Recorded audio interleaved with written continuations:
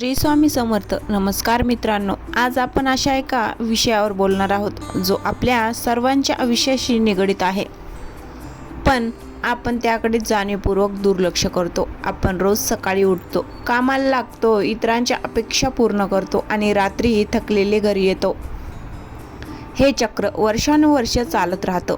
पण कधी शांत बसून स्वतःला हा प्रश्न विचारलाय का की यात मी कुठे आहे? मी शेवटचं स्वतःसाठी काय केलं होतं? बऱ्याचदा आपल्याला असं वाटतं की कुटुंबासाठी झटणं, करिअरच्या मागे धावणं किंवा समाजाच्या चौकटीत बसणं म्हणजेच आयुष्य आहे. यात काहीच चुकीचं नाही, पण हे सगळं करताना आपण स्वतःला कुठेतरी हरवून बसतो. आपण नेहमी उद्याची वाट पाहत असतो.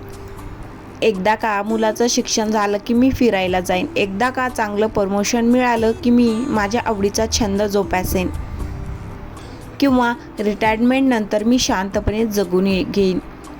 पण खरं सांगू का, तो उद्या कधीच येत नाही. काळ कोणासाठीच थांबत नाही आणि आपण मात्र परिस्थिती बदलण्याची वाट पाहत आपली स्वप्न एका कपाटात बंद करून ठेवतो.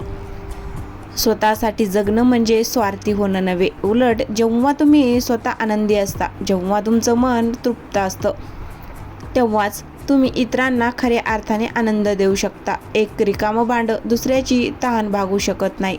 तसंच ज्यांचं स्वतःचं आयुष्य निरुत्साही आहे, तो माणूस इतरांच्या आयुष्यात प्रकाश कसा आणणार?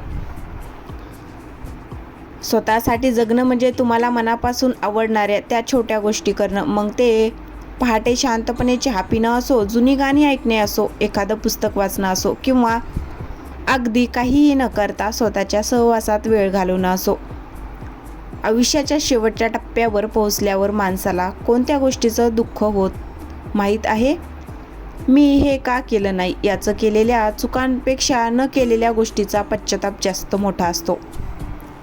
आपण इतरांना काय वाटेल या भीतीने अर्ध्याहून अधिक आयुष्य जगून घेतो.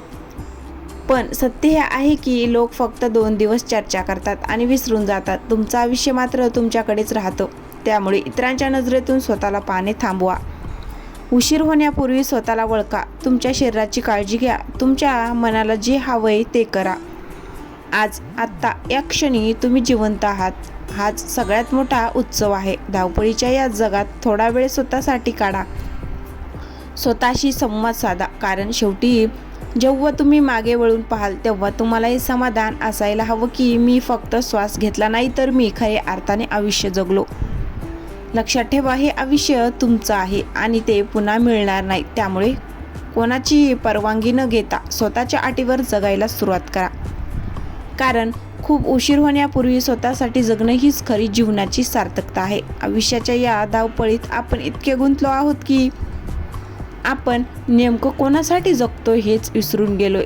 सकाळी गजर वाजल्यापासून रात्री डोळे मिटेपर्यंत आपण फक्त जबाबदाऱ्यांच्या ओझ्याखाली दबलेले असतो. कोणाला चांगलं पद हवंय, कोणाला जास्त पैसा हवाय, तर कोणाला फक्त इतरांना खुश करायचंय. पण या सगळ्या गर्दीत आपण आरशासमोर उभं राहून स्वतःच्या डोळ्यात बघायला विसरलो आहोत. आपण स्वतःला विसरलो आहोत. कधीतरी विचार करा, आपण कोणाची स्वप्न जगतोय? पालकाची, समाजाची की शेजाऱ्यांची?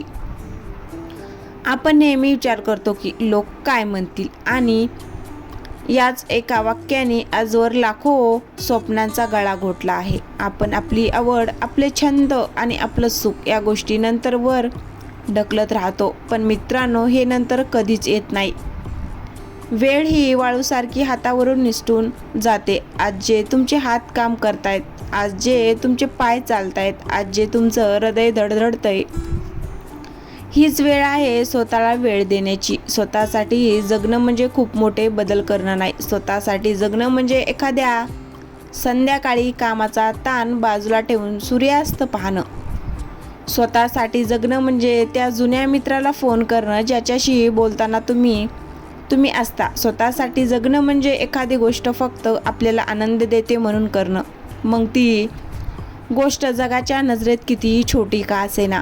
आपल्याला वाटतं की आपण कुटुंबासाठी त्याग करतोय, पण खरं तर आपण स्वतःला हरवून त्यांना एक थकलेला आणि चिडचिडा माणूस देतोय. त्यापेक्षा स्वतःला थोडा वेळ द्या. स्वतःला रिचार्ज करा.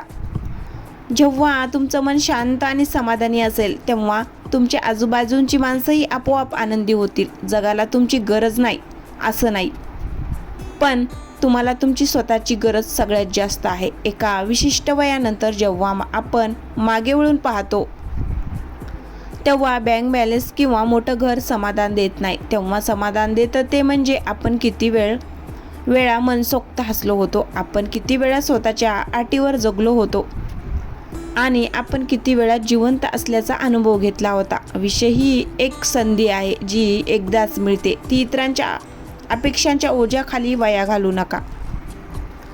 उशीर होण्यापूर्वी स्वतःला सांगा की हो, मी महत्त्वाचा आहे. स्वतःवर प्रेम करायला शिका, स्वतःच्या चुकांना माफ करायला शिका आणि सर्वात महत्त्वाचं म्हणजे आजपासूनच स्वतःसाठी थोडं जगायला शिका.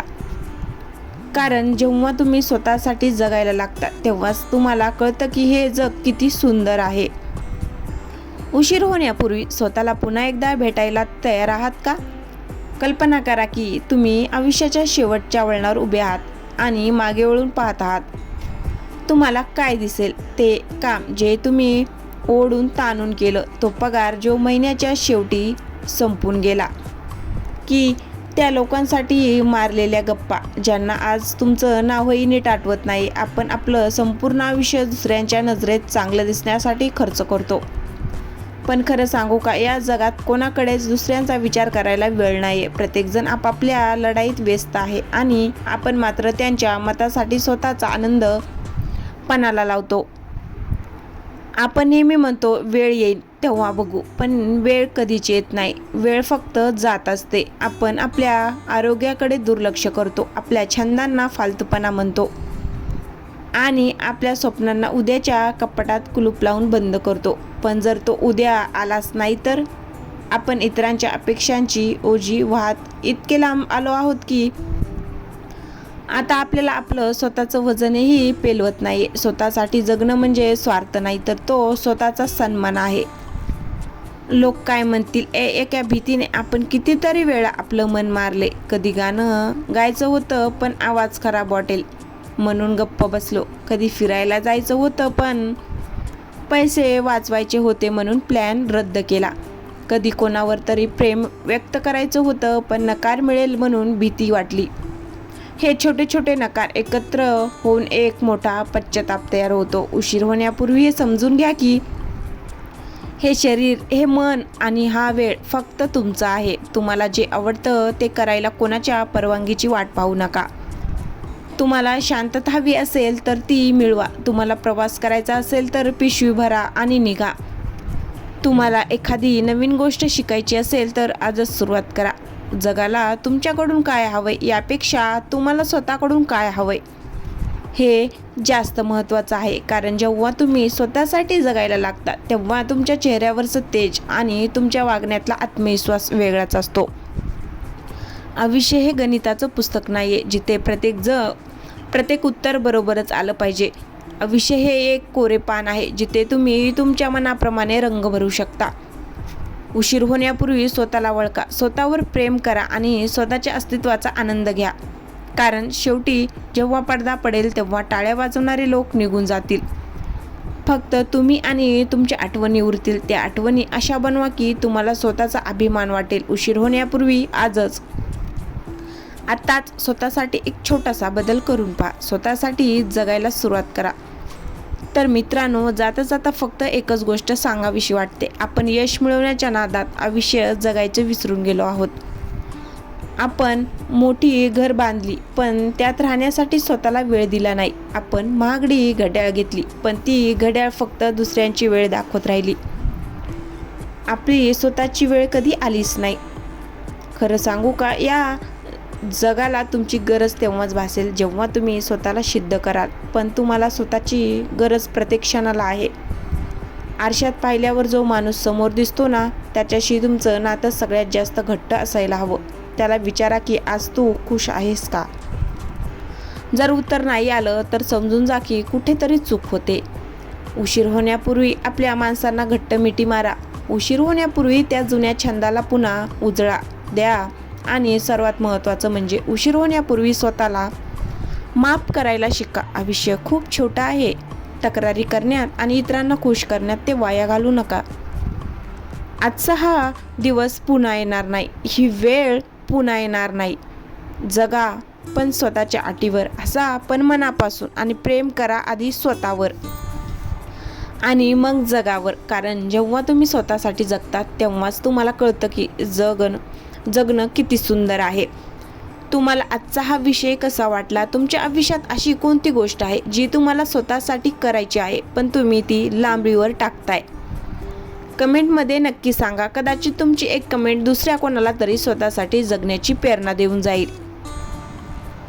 व्हिडिओ आवडला असेल तर लाईक करा आणि अशाच मनाला भेटणाऱ्या गोष्टीसाठी आपल्या चॅनलला सबस्क्राईब करायला विसरू नका. पुन्हा भेटूया अशाच एका नवीन विचारासह. तोपर्यंत स्वतःची काळजी घ्या आणि स्वतःसाठी जगा. धन्यवाद.